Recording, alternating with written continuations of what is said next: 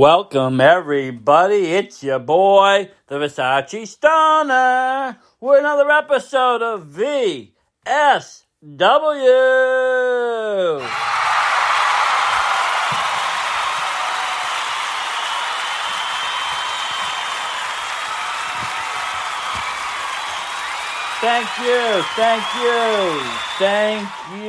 Thank you all very, very much appreciated. I welcome you to the VSW show, and tonight it's the big one, 10 years in the making. That is Wrestlemania 10 from Madison Square Garden, where it all began April 4th, 1994, with 16,891 in attendance. You know, compared to WrestleMania 1 that had 19,121 fans. It was actually a 3,000 fan difference, but it was still a huge event at the time. You know, you had the double main event of that Royal Rumble that ended with both men, Bret Hart and Lex Luger, feet hitting the ground, both of them getting a title shot, flipping a coin, you know, against Yokozuna. Bret also fighting his brother. You had tons of matches this night. A lot of, you know, hype was around this, especially after WrestleMania 9 not being one of the best. You know, WWE was going through definitely a transition period. There would be no Hulk Hogan at this. There would, you know, you would see a lot of the old people gone as the new generation took in. You know, some hated it, some loved it. It was kind of cool as a kid. But here we go. You know, you had Earthquake defeating Adam Bomb with Harvey Whippleman. What a great, you know, Earthquake was still kicking in great shape then. You know, he hadn't gone to WCW yet, where I feel his decline happened, but still, you know, still on top of his game. You know, Adam Bomb, one of my favorite wrestlers of all time. Just, I like the gimmick, and he was a powerhouse. You also had the upset victory. A lot of people didn't, you know, or some people liked it. Owen Hart beating Bret the Hitman Hart. You know, these two had issues at the 93 Survivor Series. You know, as the family started to break apart, they fought again later on. You know, and this feud was coming to a head. At this moment, you know, Owen Hart would beat Bret. And I think it was a big feat for Owen Hart.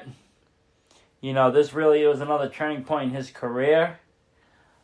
You know, unfortunately, again, it was cut short, but this would be, you know, a really big feat for him and just stepping out of his brother's shadows.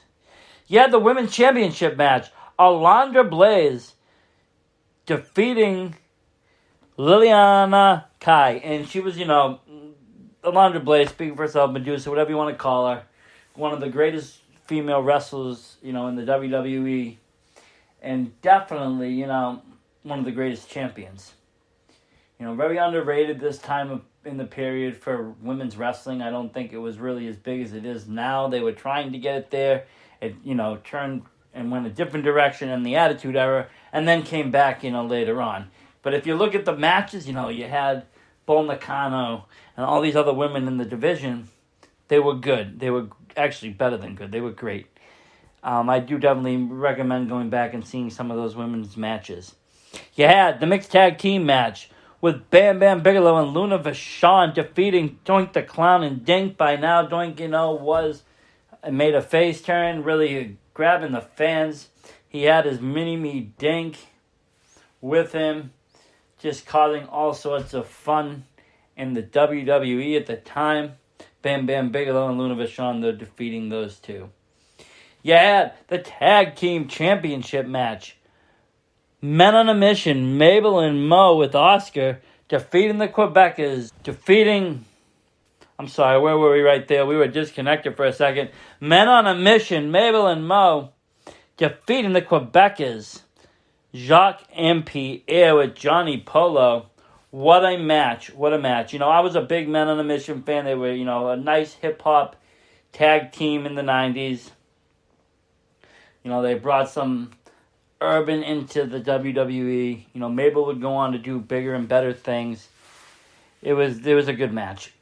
Good tag team matchup. You know, the division in the tag team division was still flourishing. Still had all these great tag teams, you know, with great gimmicks and thrown together. You had the Pinfalls Count Anywhere last standing man standing match, and this was a great grudge match with Macho Man Savage defeating Crush. You know, and these two were best of best friends, and then they had some beef on Monday Night Raw, and it turned into Crush attacking Macho Man, and they fought each other. And this was a very brutal match at the time. You know, we weren't used to this kind of, you know, the fights weren't this brutal, really. The new generation was kind of mellow compared to what we see in wrestling now, or even what we saw earlier in the 80s. You know, they toned down on a lot of the blood. They toned down a lot of the violence. It was definitely more geared towards the children. And this match, though, was very brutal in that. You could see these two were at it. They fought each other. It was a great matchup. One of Macho Man's, I think, greatest, like, last matches in the WWE, if not, you know, the best. In the last, like, you know, since probably his Flair match when he, you know, won the title. So, you know, Macho Man, though, it was great to see him at WrestleMania 10.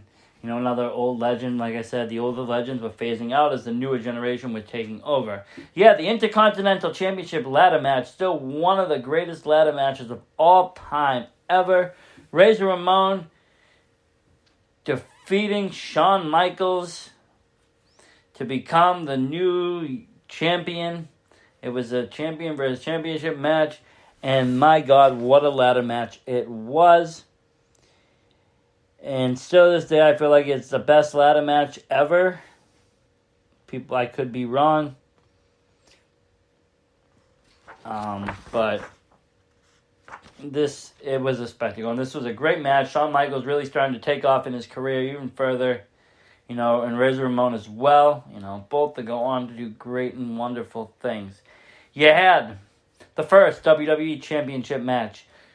As Lex Luger was deemed to go first with the coin toss, Yokozuna defeating him. And with the special guest referee, Mr. Perfect. You know, I really feel like Lex was robbed all around.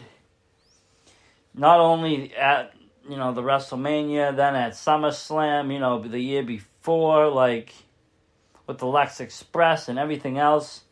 You know, all this hype, all this build-up, and just no title on Lex. I just never got it as a kid.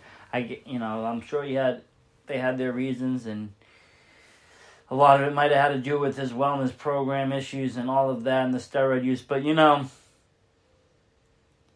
they built him up to be this great thing, and it just was a flop. And, you know, Yokozuna taking the victory over that, but then would not seek the same success in the second main event when Bret the Hitman Hart would go on to defeat Yokozuna to become the world champion again with special guest referee Rowdy Piper. And this was a very proud moment for Bret Hart as everybody came out and helped and celebrated with him. Everybody but one man, Owen Hart. He was very spiteful towards him. But still, you know, this was set up, like I said, the new generation, as all these other wrestlers would phase out. You know, we didn't see Hogan here. You know, this is one of the first Manias we didn't see him at. This was the first Mania, actually. We didn't see him at all. You know, Ultimate Warrior, not on the card. You know, as he was already phasing out.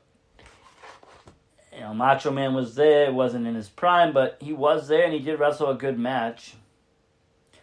But now you had people like Shawn Michaels, Bret Hart, Razor Ramon, Yokozuna. These guys were the card, you know. These guys were what made it to be.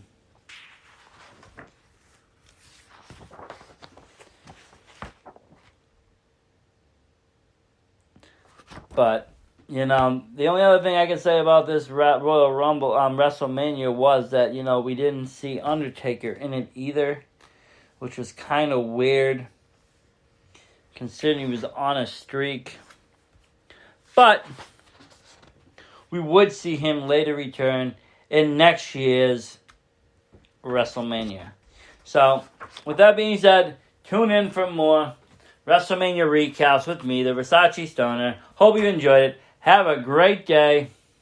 Versace out.